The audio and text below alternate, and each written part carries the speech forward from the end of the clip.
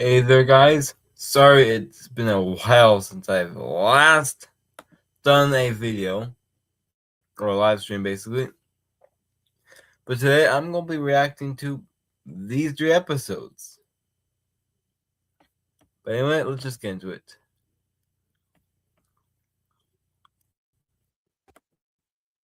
Holidays from Rooster Teeth! Go to the Rooster Teeth store!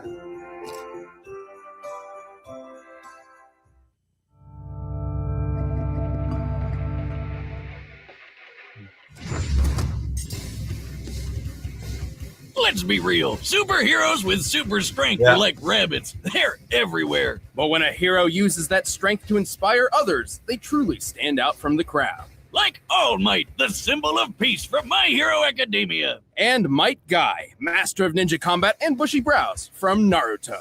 He's Wiz and I'm Boomstick. And it's our job to analyze their weapons, armor, and skills to find out who would win a death battle. Imagine a world where superpowers are common. So-called quirks, which can be trained at distinguished academies in hopes of becoming a superhero.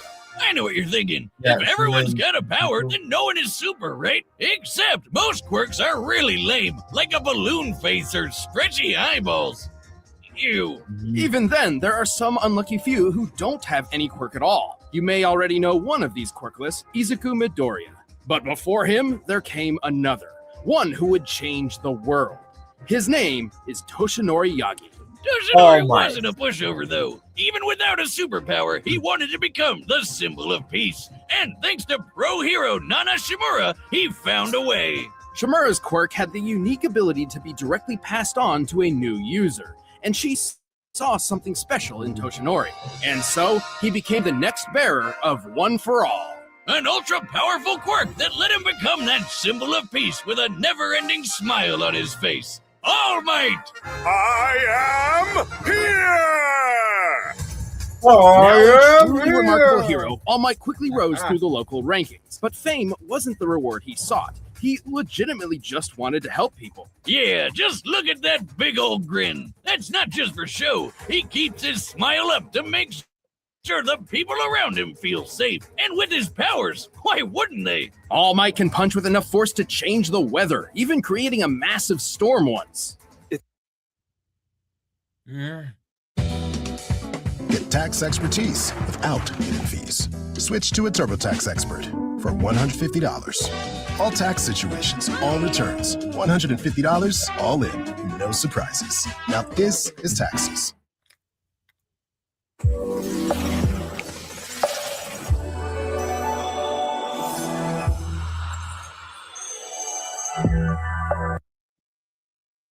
It's raining. Holy crap. He changed the weather. He can jump so high, people mistake him for flying. You might say they're taking a flying leap in logic. But along with super strength, One for All includes powers like improved durability, stamina, and speed. All Might has no problem taking huge hits and fighting villainy in the blink of an eye. And thanks to his training at UA High School, All Might molded his quirk into an incredible fighting style. With moves named after the United States? I thought this dude was Japanese. Well, it's likely a nod to how the US essentially created the modern superhero, like Superman.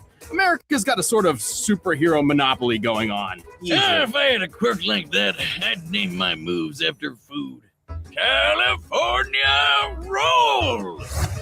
Oh my god, it worked! Going for 2. Lobster Roll! Why look? Ah!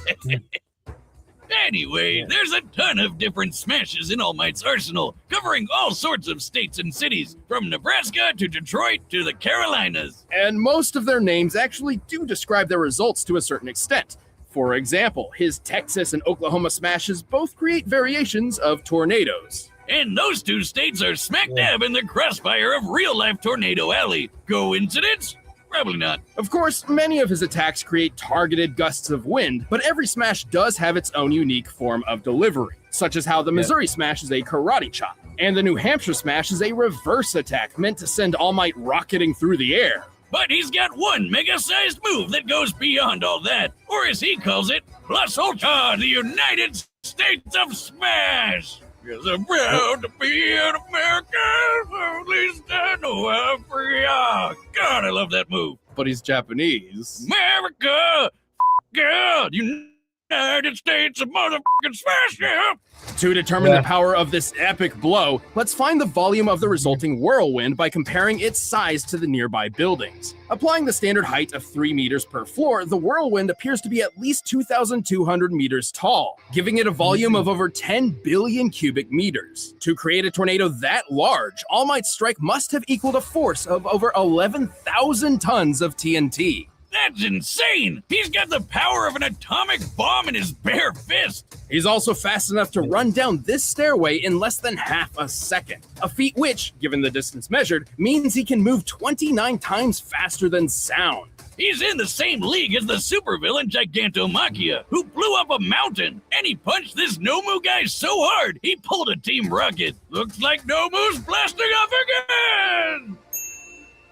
With so much power, All Might remained the #1 hero for years. Unfortunately, success doesn't last forever. Yeah, he got into a fight that was a bit bigger than even he could handle, and got injured pretty bad. So bad, in fact, it became difficult for him to use his powers, and drastically limited his full strength. But hey, don't worry, for Death Battle, we look at each character's peak performance across their whole life. Right, when fighting Nomu, All Might claimed that what he pulled off in 300 punches, he could have previously done with just 5.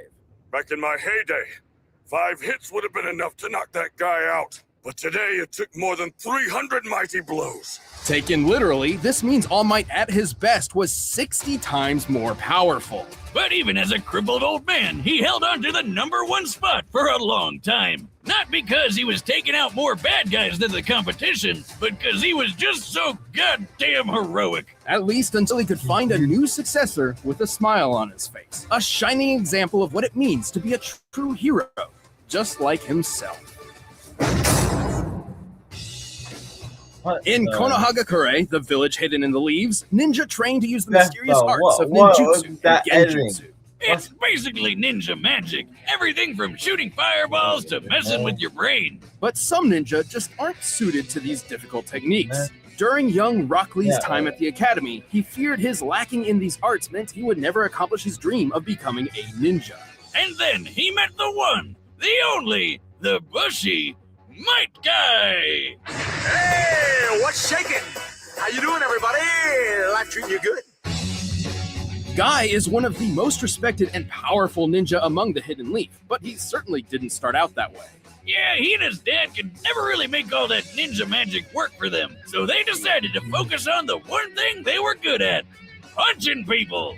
This is taijutsu, or the ninja art of hand-to-hand combat.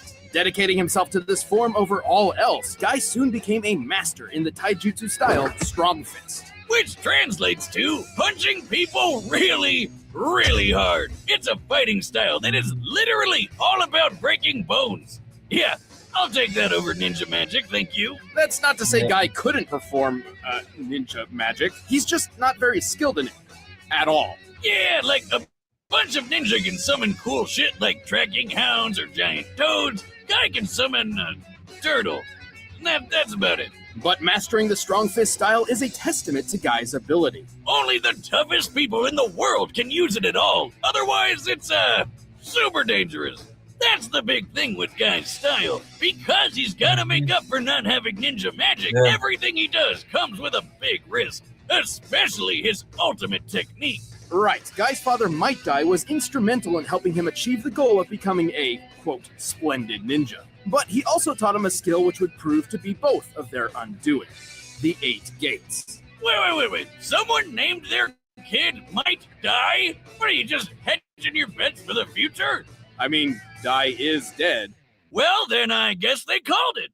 The 8 Gates refer to the pathways within the human body which contain the flow of chakra, the life energy ninja use for their techniques. And, to live. To simplify, by opening each gate, Guy essentially removes inhibitors on his body, greatly increasing his power, speed, and capabilities. The first few gates are kinda safe, unlocking 100% of the body's ability. The second one even heals you a bit, but once you get past number 4, things start getting real messy. At this point, Guy suffers horrible pain and severe muscle tearing. While the power increase is certainly worth the risk in a difficult fight, it's likely to put the user in the hospital afterward. After opening the 6th gate, he can move so fast his punches ignite the air around him, meaning he can shoot fireballs from his fists. That would be the morning peacock technique. To ignite the hydrogen in the air, Guy must be swinging at speeds more than 40,000 kilometers per hour. That's over 5 times faster than the X-15 rocket jet, the fastest airplane in the modern world. And once he opens the 7th gate, he can perform Daytime Tiger, where he throws a giant tiger's face at you. Hell yeah! This beautiful beast is strong enough to blow up an island. Awesome. While opening the 7th gate would prove fatal for most ninja, Guy is strong enough and skilled enough to wield it without such concern. However, when it comes to the final gate, there is no going back. With the 8th gate of death, Guy's power explodes. His blood boils, evaporating from his body. Yeah, if you thought that was some Super Saiyan energy aura around him there, think again. It's his blood burning through his skin. Hardcore. Damn. Gross, but hardcore. In this mode, Guy can perform the speedy evening elephant technique, but his most impressive ability is, without a doubt, Night Guy.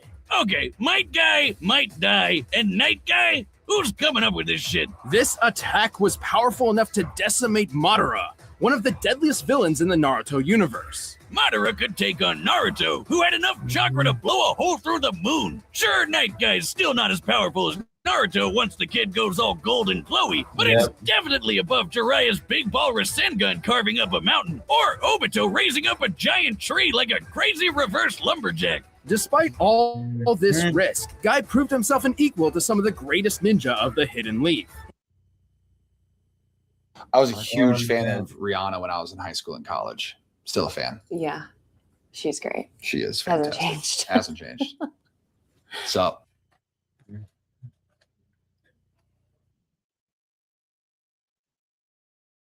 Including his longtime rival Kakashi, who was fast enough to catch light of lightning itself. He must have moved over 700,000 meters per second, more than 2,000 times faster than sound. But in the end, even though he knew the 8th gate meant the ultimate sacrifice, he did it anyway like a boss to protect his friends. He did get lucky though, cause Ninja Jesus showed up to keep him alive. Good timing. No wonder he's always got a smile on his face. But handicapped from then on, Guy's days of combat were finally over. At least for the time being. Still, even if this was to be his last mission, Guy had already found a worthy successor. A shining example of what it means to be a splendid ninja, just like himself. Dynamic entry!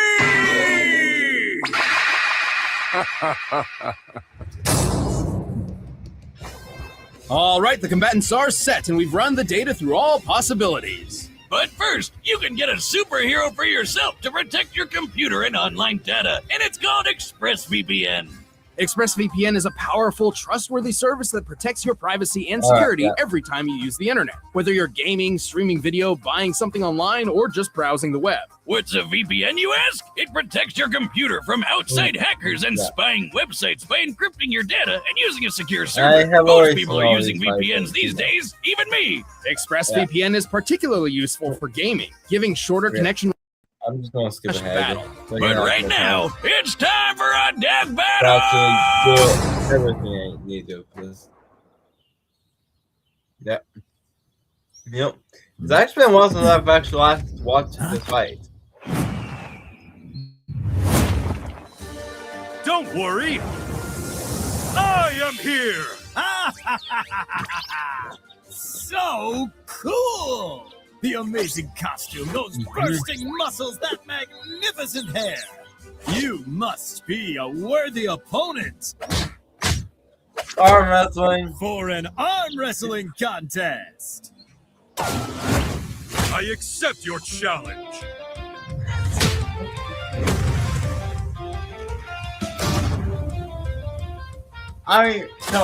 What the Can't hell lose. starts with arm I wrestling have the match? power of youth on my side. You're inspiring, but no one can defeat the symbol of peace.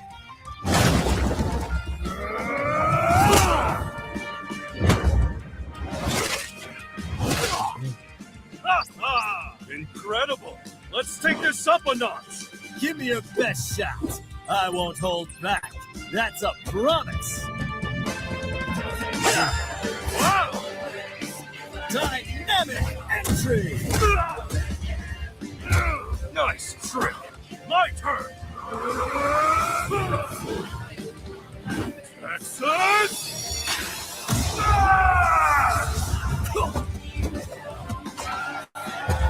You can take a hit well, but what are you really made of?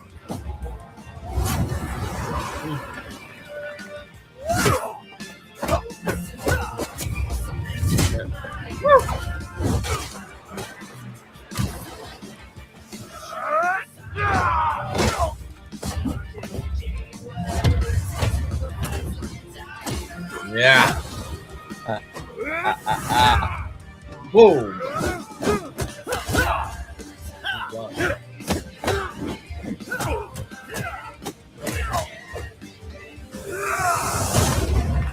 I think Guy will soon unlock some of his gates.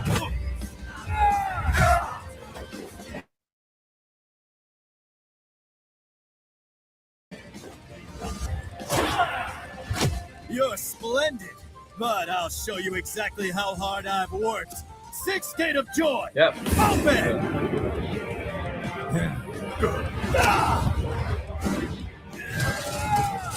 New Hampshire!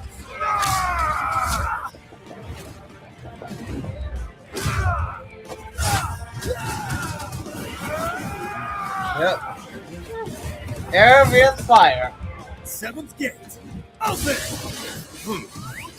Daytime tiger! I'm thinking like, is that gonna be right? Legend of Dracula. I thought that. For a hero like me. Ah, screw it.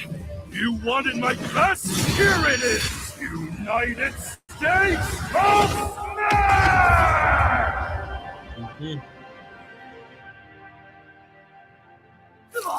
Never give up. Eighth gate of death. Open. His final most powerful form.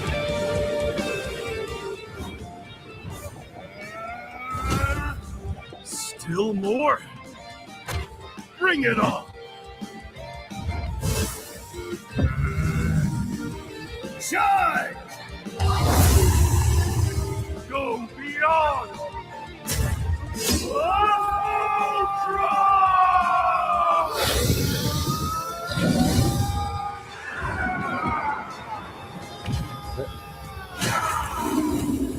Oh.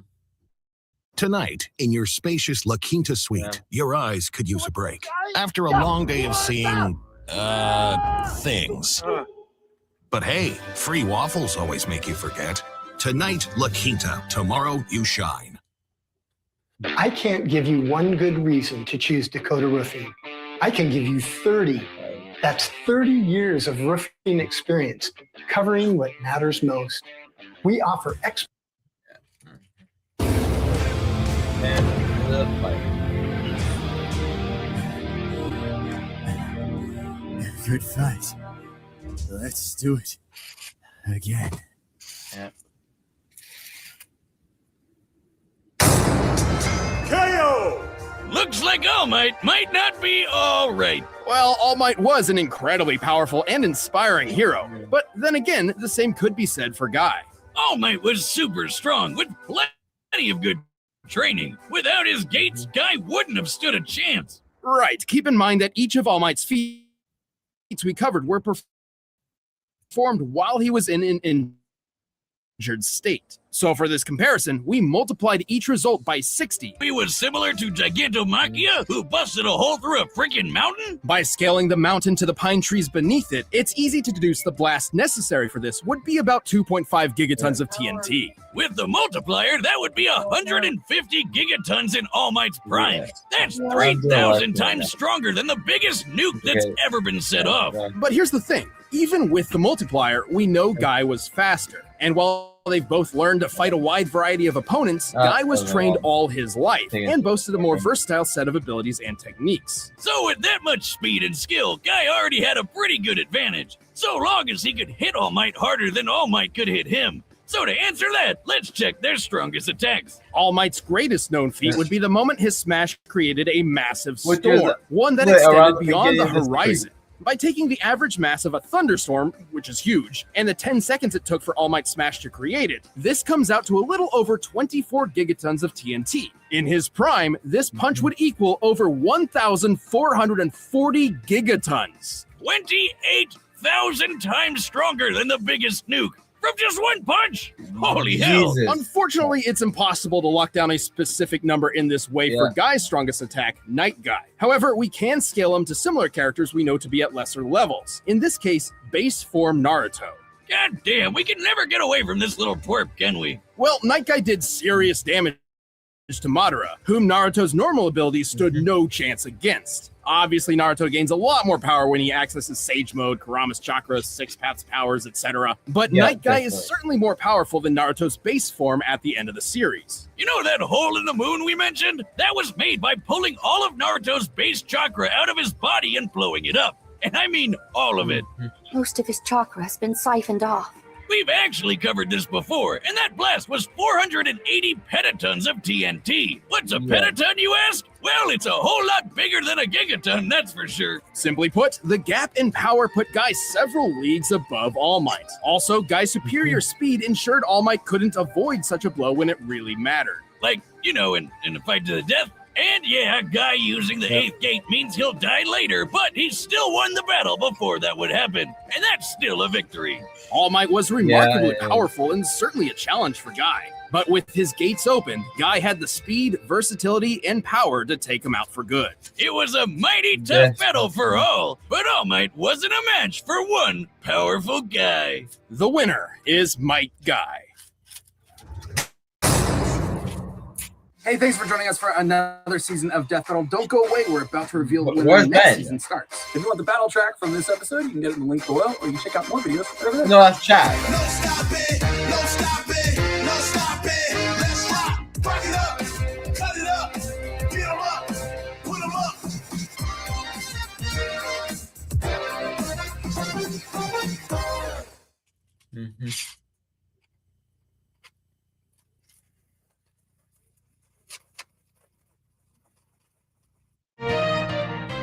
Are you sure your tax expert is right for you? Switch to TurboTax Full Service. You'll be matched. Grand power, huh?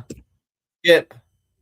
Sorry. This episode of Death Battle is brought to you by Miller Lite. The world is obviously a bit strange right now. But beer makes it better, like an ice-cold, delicious Miller Lite. Cheers to staying safe, keeping in touch. 3.2 carbs for 12 ounces. Got the goal doing there. Oh, yeah.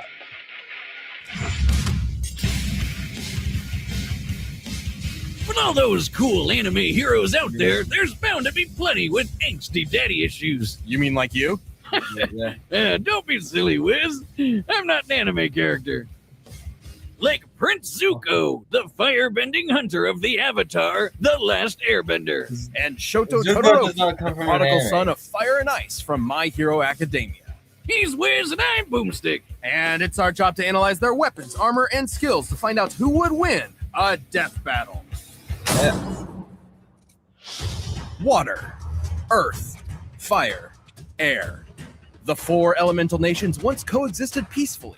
Then everything changed when the Fire Nation attacked. Yeah, the cranky old Fire Lord went and conquered basically the whole world. And 100 years later, the equally powerful Master of Fire Ozai continued that tyranny. Many believed his rule would one day pass to either his daughter Azula or his son Zuko. Yeah, Fire Dad was way too ego crazy for that. He drove Azula mad, even though he did clearly favor her. Poor little Zuko got screwed over from the beginning. Can you imagine your dad saying that while your sister was born lucky, you were just lucky to be born? I can't imagine my dad saying anything to me. Oh, right. Well, despite this, Zuko was desperate to prove himself. What a fine work ethic. But he screwed up by talking out of turn in a big boy meeting. So naturally, his dad took him aside, sat him down, and taught him the importance of respecting others. Oh wait, just kidding. He burned his friggin' face off. Damn. Holy shit. With his new scar came a new mission. Zuko would hunt down the elusive Avatar, the one threat to his nation's rule, to prove himself to his father and regain his honor. Which is just a nice way of saying he was banished so he could never come back. just like my dad didn't. Though, frankly, Zuko did have the talent and training he needed to capture someone even as powerful as the Avatar. Damn right, he's a fighting pro. The dude's strong enough to shatter metal chains with a kick. He's super skilled with martial arts, dual swords, and, oh yeah, firebending. As a firebender, Zuko harnesses the light of the sun to summon flames from thin air. Wherever fire remains alight in an area that's not too cold, he can manipulate or bend it to his will. I mean, if I had to pick between swirling water around, tossing a few rocks, or farting hot air all the time, I would definitely go with firebending. It literally means you're a living flamethrower. Plus, it's surprisingly versatile. Aside from simply creating, launching, and moving flames, firebending can be used to heat objects, melt through ice prisons, and even defy gravity. Is that guy flying? With fire?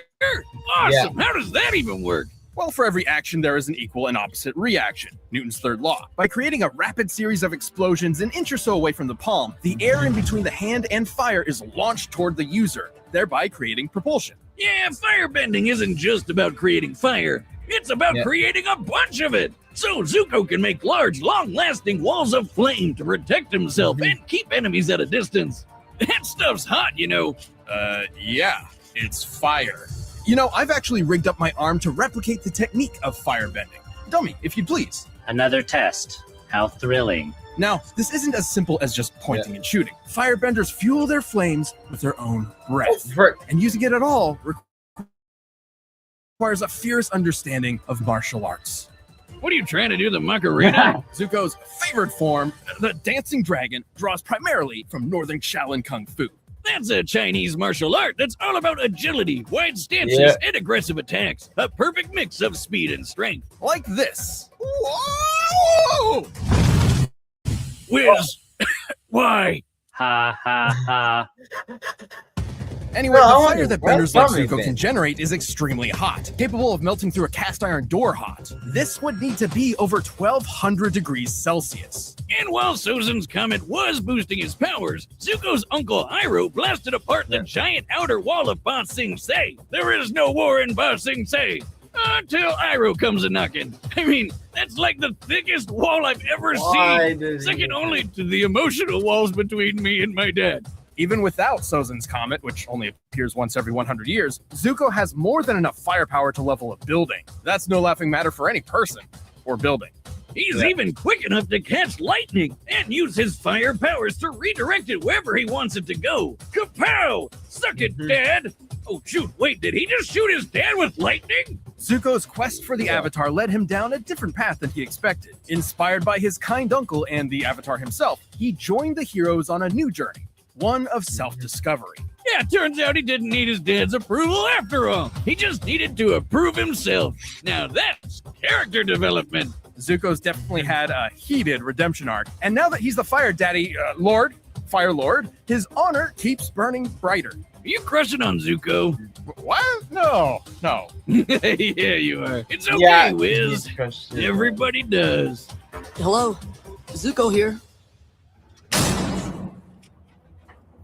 Welcome to a world where the supernatural is natural, where more than 80% of the population possesses superhuman abilities known as quirks. And because everyone loves to game a system, there's a superhero leaderboard. At the very top of it stands the ultimate hero, All Might. All Might's feats and reputation were incredible, a true symbol of peace for everyone. That is, everyone except the hero perpetually stuck at rank number 2.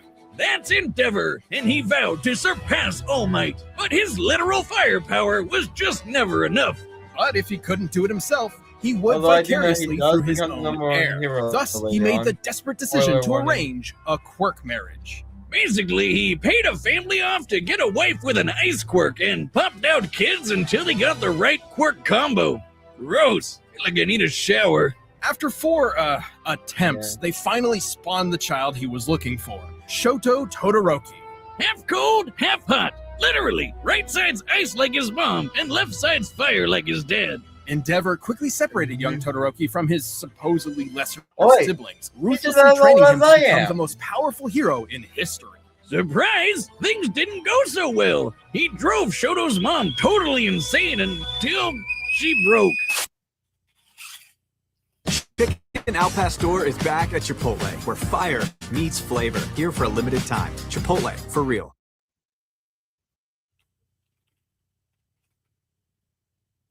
When every day feels the same, one man wants more. I need an adventure. So Ken goes to Expedia, the one place you go to go places. So if I book my flight now but my stay later... Pouring boiling water on her son's left side because it reminded her too much of him. Okay, this is getting super heavy for a colorful cartoon about superpowers and frog people. Fortunately, Todoroki never truly fell for his father's disgusting manipulation. He attended UA High School, a hero academy, and worked to use his power for good.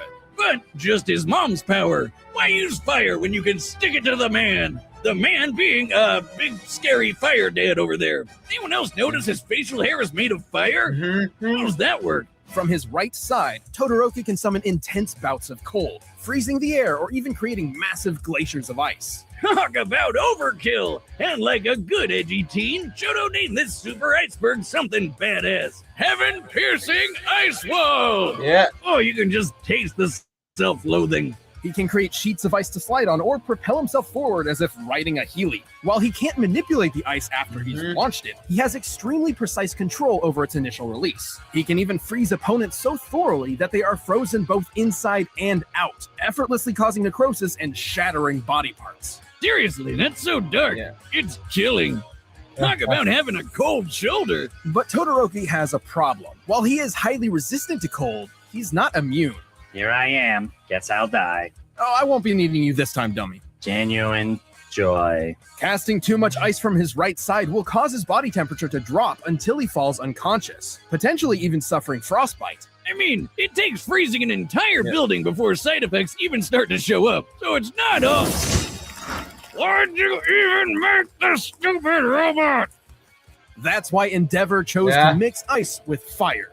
See, he had the same problem with his own fire quirk, but with cold and hot combined, they could counter each other's weaknesses. Thankfully, Shoto met a friend who helped show him that his fire wasn't his father's, it was his own. You tell him, Deku. Finally, the full power of Icy Hut was unleashed. You think you can help my back? Just hurts from carrying the show. While he's much less proficient with fire given his lack of experience with it, this half of his quirk is identical to Endeavor's. His fire is hot enough to melt Tetsu, whose body can turn to steel, which means it can reach temperatures over 1600 degrees. He can blast fire like a raging inferno, form walls of flame to block off areas, and use his evil dad's signature technique, flash fire. Flash fire is a method of compressing flame under super hot temperatures before releasing it in a single strike. Endeavor can also shape his fire, use it to cling to walls, and fly. But even if he is a huge dick, Endeavor was kinda right. Fire and ice combined put both quirks at their best. Shoto's one of the best in his class, taking hits from a tank like Deku, fighting top-tier foes like Stain, and keeping up with classmates like Bakugo and Tokoyami, who can block Kaminari's electricity. And while he's often criticized for relying too much on his quirk, I did Todoroki have is a incredibly Tokoyami, smart and a quick thinker, either. reading and setting traps The for his guy with opponents the in the electric blink of quirk? an eye. And after all that craziness, It's he just- finally patched things up with his mom, and somehow even inspired his dad to try and be a better person. What a nice story. I wish he could inspire my dad too. Not Mama, though. She's already perfect. Well on his way to becoming a successful hero, Shoto Todoroki no longer fights in spite of his father, but for himself and the sake of others.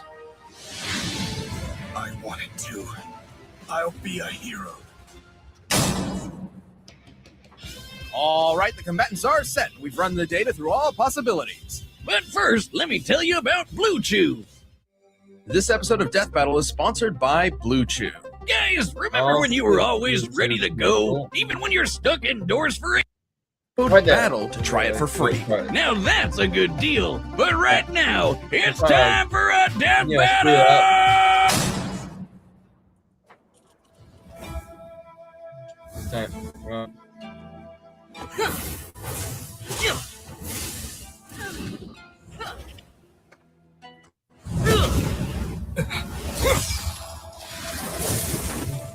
A villain? You'll pay for that. No, wait. I'm not the bad guy here.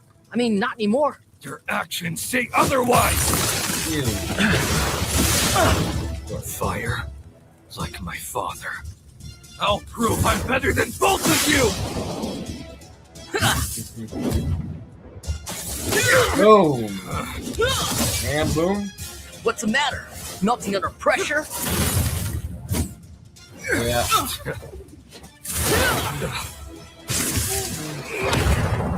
He's just like me.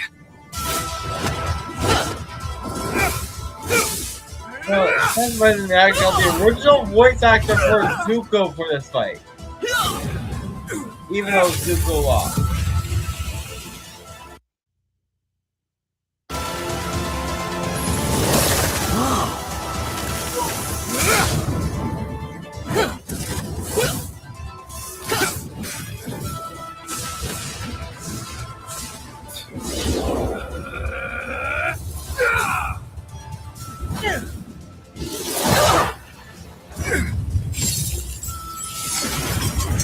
Boom.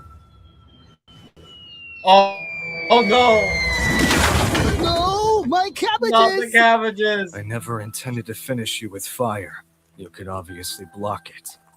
But not this. It's over.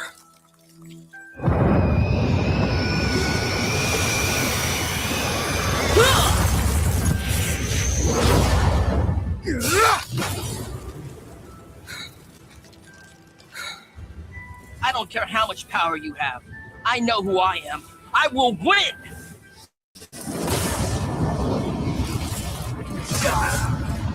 Then I'll have to go beyond.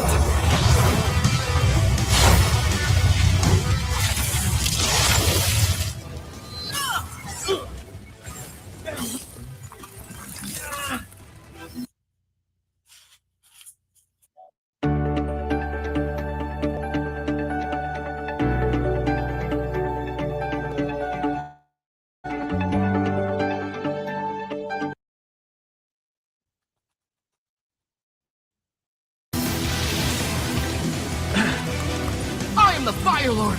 I will win this for my honor!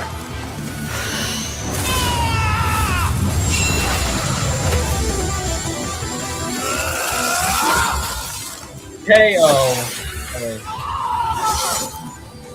Sorry, Zuko.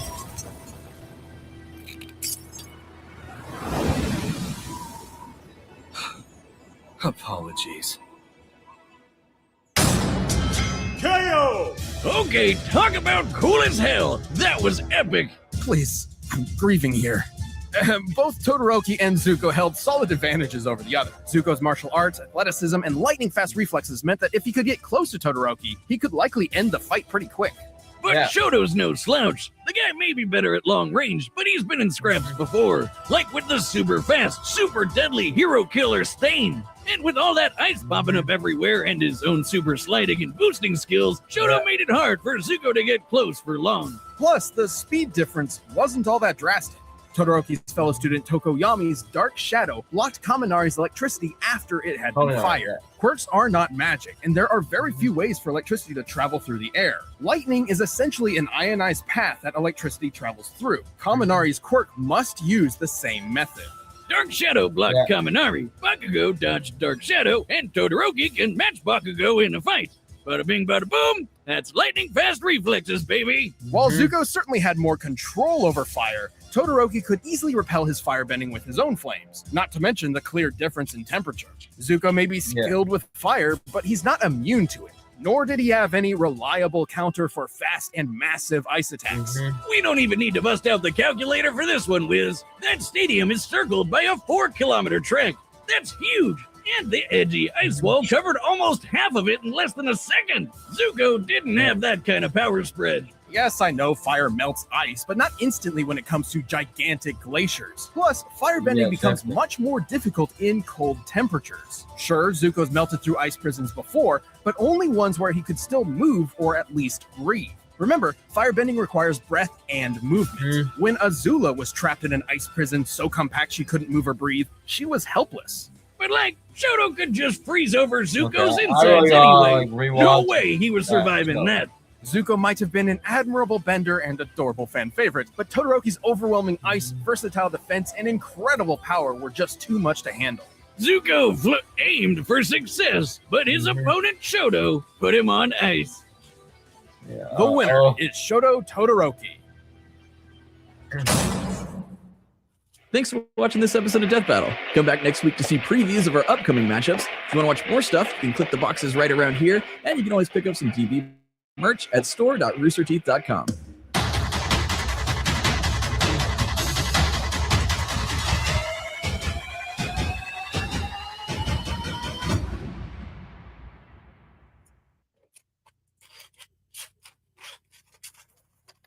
Last fight, which I will just restart right here. Being better than everyone is literally Gojo's thing. Plus,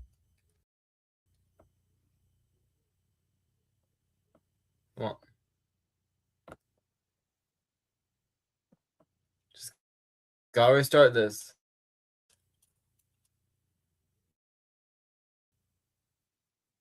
Yeah, like I said, these are reviews since I've already seen them. Gojo automatically refresh. Restarting from the beginning. There we go. With Google Play Games, you can play unlocked. Unlock rewards with Google Play points. So the more you play, the more you earn. This episode is sponsored by BetterHelp and HelloFresh. Satoru Gojo, Jujutsu Kaisen Sorcerer Sensei. Makima, Chainsaw Man's head of Tokyo Public Safety. These two paranormal mentors are so strong that they change the very worlds they exist in. He's Wiz and I'm Boomstick. And it's our job to analyze their weapons, armor, and skills to find out who would win a death battle. Yeah. Japan, December 7th, 1989. Satoru Gojo was born, and the world changed. And in the world of Jujutsu Kaisen, invisible, cursed spirits born from negativity threaten humanity. So it's up to the Jujutsu sorcerers to do battle with them. And what better way to learn the trade than to sign up for Tokyo Jujutsu High? At this institution, a sorcerer will learn to harness their cursed energy, or the spiritual manifestation of intense emotion. It's like Ki, but if Ki desperately needed therapy. With it, sorcerers can boost their physicality and perform devastating curse techniques. Anything from voodoo dolls to swapping places with mere claps. And lucky for humanity, Satoru Gojo's the best sensei a sorcerer could ask for. Gojo isn't just the best, he's known as the strongest. His very birth forced the strength of curses to exponentially rise. Like witnessing a world record get broken, cursed society shifted to match the might of Gojo's presence. As a kid, Gojo knew he was the shit. He mastered the art of the riz, the hoops, and the curse murdering, all alongside Suguru Geto, his sorcerer BFF. Together, they planned on changing Jujutsu society for the better. And if anyone could do it, Gojo could. Thanks to his bloodline, he got one of the most busted anime powers ever, Limitless. Limitless grants Gojo a perfect defense by actualizing the very concept of infinity. It creates an infinite space around himself, stopping anything coming his way. The dude is literally untouchable. Kind of. Gojo tailored Limitless to automatically detect an object's mass and velocity. As the difference between himself and an object decreases, Limitless halves the object's velocity. It's like Zeno's paradox. Think of it this way. If you're trying to get from point A to point B, first you gotta go halfway, then you gotta go another halfway, then another and another, and so on. With Limitless, you'll never arrive, just like my alimony payments. Hence, infinity. Yeah, it might sound complicated, but it basically creates a spatial force field around Gojo at all times. Techniques on this level would burn out other sorcerers in seconds. That's where Gojo's incredible 6 eyes come in. They let him see and near perfectly control cursed energy at the atomic level. So he'll basically never run out of juice in a fight. He isn't just built different, he was born different. 6 eyes and Limitless gave Gojo the power to manipulate space itself. Gojo's lapse blue technique attracts and condenses space into singularities. With reversal red, Gojo does the opposite, repelling space. Think push and pull. But you may be asking, how does one accomplish this with cursed energy? With math! Curses! Exactly! Curse energy is typically negative, like with blue, but when multiplied by itself, negative curse energy becomes positive, creating red. Oh, strawberry and blueberry. So, what happens when you combine a positive and a negative? Grape? 0. And by combining reversal red and lapse blue, Gojo creates hollow purple, an enormous ball of curse energy that literally applies the concept of 0 to an opponent, crushing and repelling them into nothing. Gojo's a walking cursed Swiss Army knife. Levitation, teleportation, even expanding limitless to fry his enemies. Gojo can also use positive energy to heal humongous wounds, and he's constantly refreshing his brain with it 24/7 to keep up with all of this. Still, there's one technique that costs more cursed energy than anything else in a sorcerer's repertoire. Every sorcerer is born with an innate domain, a mental world shaped by their mind and heart. Add cursed energy to it, and these domains can be manifested physically. A technique called domain expansion. Every sorcerer worth their salt needs one. And you know damn well Gojo has the scariest, unlimited void. You get caught in this, your ass is grass. Exposure to unlimited void overloads your consciousness with a stream of infinite information. A mere fifth of a second of exposure can leave a normal person in a vegetated state for months. Too bad it requires so much energy, you can only do it like once a day. Oh wait, except for Gojo, who has done it multiple times in a row. Thanks again, Six Eyes. Quite frankly, Gojo was getting so strong that the axis of the Jujutsu world began to turn on him. Like the meta of a fighting game defined by one broken character, he defined the hierarchy of power in the sorcerer world. He alone was the honored one. His mere presence can cause earthquakes. He outran sonic explosions and applied cursed energy within a microsecond. Gojo has been repeatedly stated by many to be the strongest sorcerer there is. That includes his ex-student Hikari, who can dodge lightning, or this little volcano-headed curse Jogo, the embodiment of humanity's fear of fire, who can bring down city-shattering meteors, and Gojo kicked his ass with her. But strength alone was not enough to fix his cursed world. When Geto rejected Jujutsu Society to forge his own justice, Gojo's philosophy changed. Instead of doing everything himself, he would teach a new generation of sorcerers to carry the torch when he could not. It's all about setting an example. If it means a world where his companions can stand shoulder to shoulder as equals, who cares if he's got to show off a bit? Yeah. This episode of Death Battle is sponsored by HelloFresh. I'll skip HelloFresh is America's #1 meal kit. We're certain. Right there. K40. Okay, I'll drop it. Do you realize how much money this this part will would be save? actually more important for next What's week. that? I just built a budgeting app with Base 44. Which is boss Look, go via it pulls Resident. our You know, my hero Day, via the sun is Chainsaw Man. shining. Ah, what a beautiful day. The sun is shining, the birds are singing, and a giant AK-47 carpet bombed the neighborhood. The sky rains blood. Millions are dead. Dear giant God, devil. Wiz, it's the end times. Run away. Calm down, there's no reason to panic. It's just that in the world of Chainsaw Man, devils exist, and your fear makes them stronger. Never mind, panic. Remember that spider you shrieked at, or the last time you cut yourself dicing onions? Now the spider and knife devils are the monstrous products of your nightmares, and they hate you specifically. The fearsome gun devil stood as the epitome of terror and destruction, and was responsible for a countless loss of lives. But a group was formed to combat it and the other devils that plagued humanity. The Devil Hunters. Live in Japan and get yourself a pesky zombie problem? It's time to call the 4th Division of the Public Safety Devil Extermination. A government-funded devil hunter unit led by a stone-cold vixen, Makima. She's dressed like Columbo with a blank stare and a sadistic streak. She's been in the game for a while and just found herself a new prize. The union of man But and she pet devil is the dog, control Denji, devil. the Chainsaw Man. Upon meeting him, she gave him a choice. Live under her as a human dog or die by her hand as a devil. Sounds sketch, but Denji's brain was set to teenage boy and Makima's hot. So in short order, Makima got a new pet. Makima may seem terrifying at first, but she is a dog lover and a cinephile. Though you'd be ill-advised to mess with her. Sure, for her position, you'd expect her to know how to defend herself. Martial arts here, swordplay there, but devil hunters like Makima become real threats when they make contracts with devils. A classic Faustian bargain. Give something of yourself. The devil gives you power. She can call death upon anyone she chooses through a complicated ritual and even survive being shot through the head. Because, as they say in the Devil Hunter world, you need your screws loose to live. But she might have more than a few screws loose because, in actuality, Makima is a devil herself. Gasp! There's no way this clearly evil character could be a villain in disguise. The Japanese government has been keeping a close eye on Makima ever since she was born. Rightfully so. She isn't some F-tier scrub like the Bat or Leech Devils. She's the Control Devil, embodying humanity's collective fear of the oppressor. In a way, she's even more terrifying than the Gun Devil. Makima can exert absolute mental control over any creature she views as inferior to her.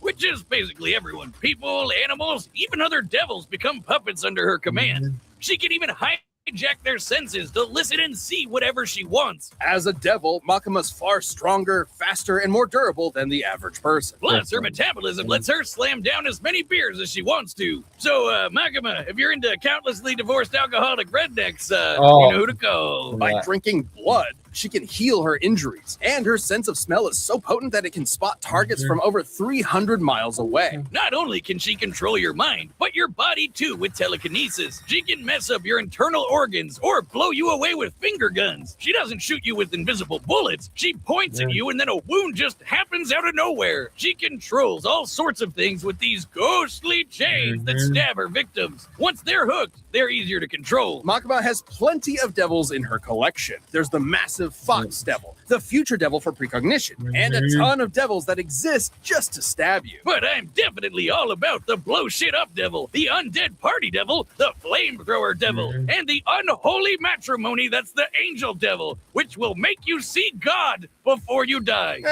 After about the 20th time, seeing God gets kind of old.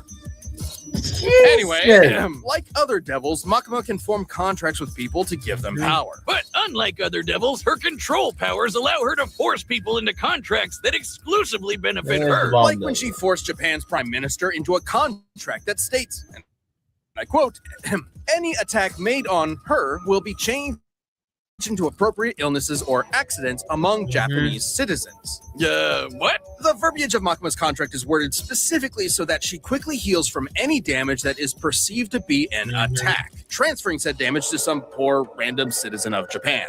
Oh man, imagine like taking a shit and Makima gets hit and whoops, guess you're wiping at the pearly gates. With these abilities and contracts, Makima set out to create the world that she wanted. No more pain, no more war, no more bad movies. The world would be perfect. If there was no more bad movies, she needed the Chainsaw Devil to do so, who just so happened to be living as Denji's heart. Yep, that cute doggo is actually the Chainsaw Devil. Oh, talk about shitty luck, kid. In the depths of hell, Makima watched in awe as the Chainsaw Devil literally ate devils and eradicated plagues from existence. Because of the Chainsaw Devil, in this world, concepts like nuclear bombs, HIV, and even Nazis do not exist. He literally ate the concept of Nazis out of existence. However, as Makima didn't see Denji or the Chainsaw Devil as beneath her, she could not directly control him. She needed to manipulate him. So she decided to build Denji up and then tear him down as cruelly as possible. First, she murdered Denji's found family one by one. Then she made Chainsaw Man into a public hero, stripping him of the power devils receive by being feared. Oh, so she could control her precious Chainsaw Devil and make him press backspace on anything she didn't like. Her telekinetic bangs shot the Chainsaw Devil out of orbit, and they stalemated the Darkness Devil, which embodies humanity's greatest fears. Makima's stronger than devils like the Bomb Devil, who can easily blow up buildings, or the Typhoon Devil, which made city-spanning storms. And while fighting the Gun Devil Fragment, this large behemoth moved over 300 miles in a few seconds. She was pretty much unbeatable, though ultimate power can make it pretty lonely at the top. Makima's quest may have been to make the world a better place through domination, but the truth she was never willing to admit to herself was that she really wanted to understand human emotion. After all, you can't control someone and love them at the same time. Too bad she never quite found the answer she was looking for when the Chainsaw Man defeated her once and for all by cutting her to pieces, cooking her into a 7-course feast, and fucking ate her. Believe it or not, the love Makima tried to understand was her undoing. Despite the hell she put him through, Denji still loved Makima in his own way. So the act of devouring her was its own act of love and did not count as an attack. bypassing her immortality. Completely batshit insane. That's Chainsaw Man for you. Who knows, Wiz? Eventually, the control devil will come back, though it won't be Makima. While her path back to hell was paved with good intentions, in the world of devils, it's no surprise that Makima came so close to her ideal future. This episode of Death Battle is sponsored by BetterHelp. Have you ever felt that your own brain is getting in your way? And I'm not just talking about maniacal super geniuses like myself. This can apply to anyone. That feeling where you know 10% off your first month. Make your brain your friend with BetterHelp. That's BetterHelp, HELP.com/deathbattle.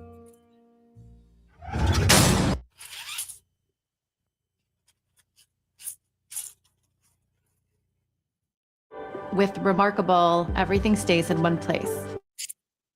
And it still feels like I'm writing on paper.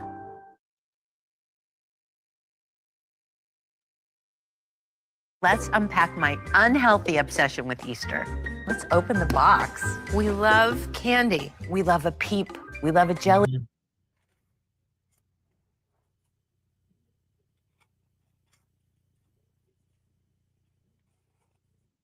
SAR set. We've run the data through all possibilities. But first, a couple of rules for a unique fight like this one. We'll be considering curses and devils to be comparable beings to avoid arbitrary terminology in their power systems that might make this fight incompatible. We will also consider Gojo and Makima citizens of the same Japan to balance it out. It's time for a death battle!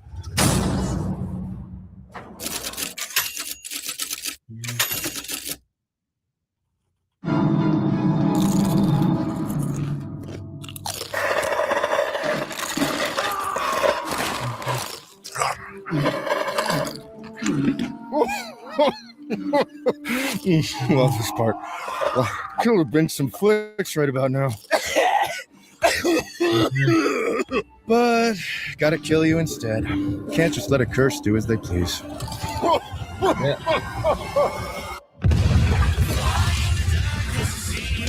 No talking during the movie.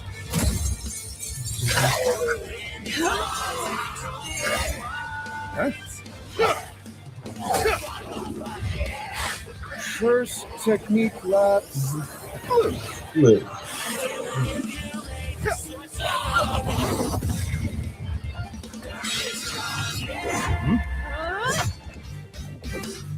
Womp womp.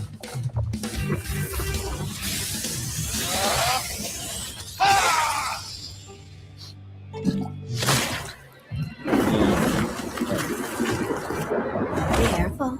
I could have died, but that much won't matter to you soon. Don't worry. I'm Satoru Gojo, the strongest.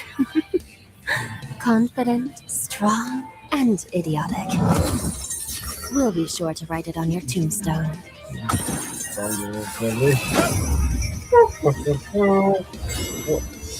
Oh boy!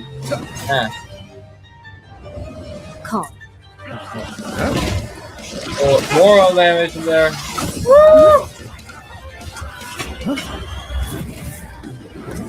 Okay.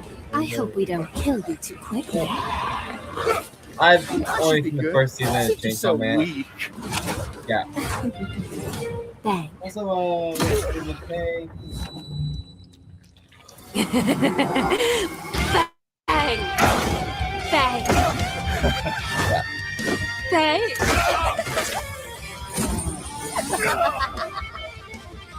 Now, be a good boy and play. Gojo's gonna die? No, he's not. Yeah, well, season fight and Makima was the Really winner. tired. No, Gojo. Sorry.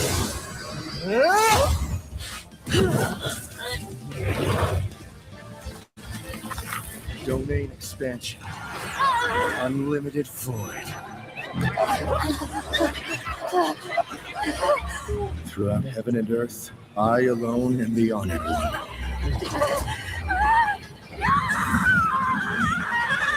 Goodbye, Makima.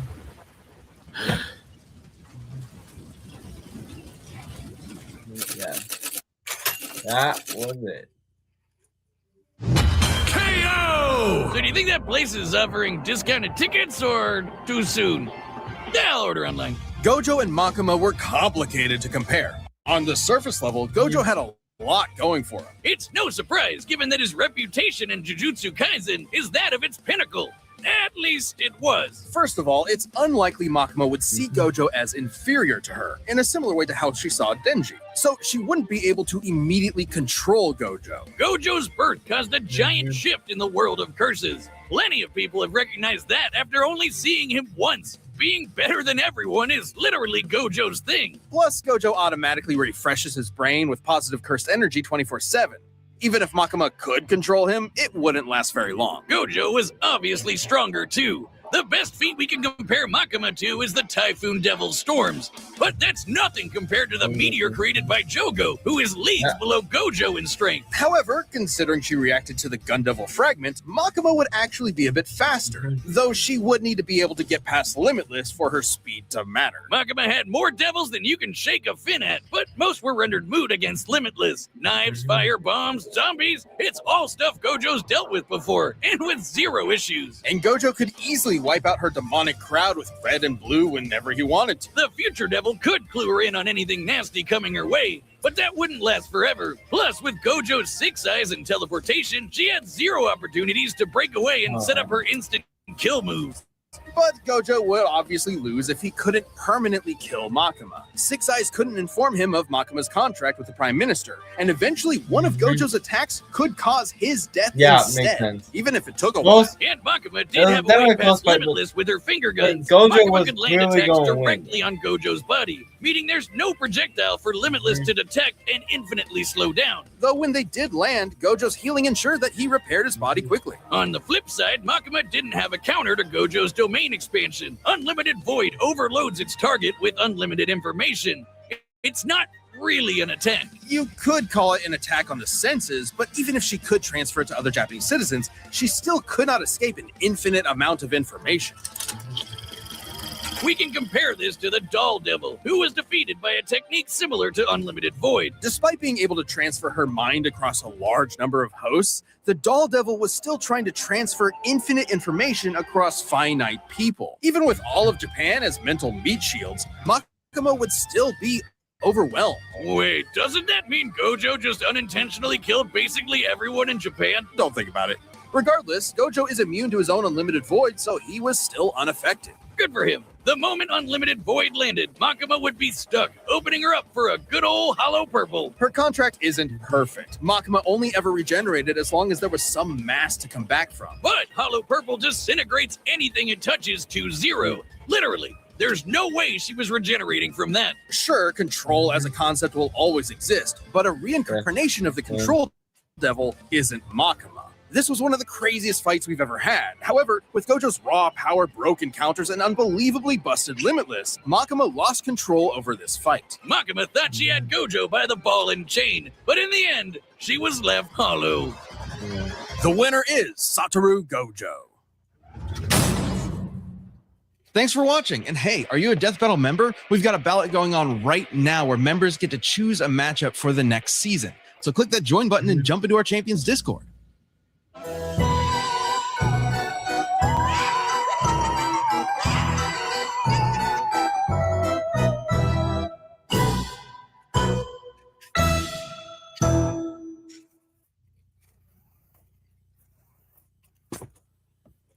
And well, that was it.